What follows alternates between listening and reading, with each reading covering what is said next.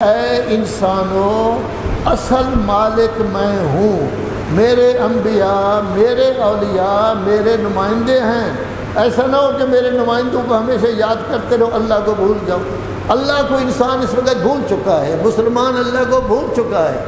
کبھی ایام جاتا ہے، کبھی کسی کے پاس جاتا ہے، پیسے نہیں مل رہے، کبھی یہ کوشش نہیں کرتے کہ 2 رکعت نماز پڑھ کے دعا کریں یا اللہ ہمیں پیسے دو۔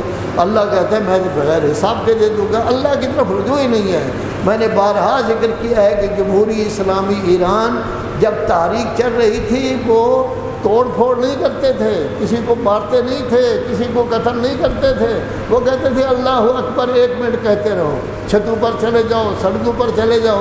اللہ اکبر کا اثر تھا کہ وہ کامیاب ہو گئے۔ ہمارے ہاں تو اللہ پاکستان میں ہے ہی نہیں، یا اہل بیت ہیں، یہ صحابہ کرام ہیں، لیکن اللہ کہتا ہے میں ہوں، مجھے مانو گے تو جنت ملے گی، مجھ سے ہٹ جاؤ گے تو پھر کچھ بھی نہیں ملے گا۔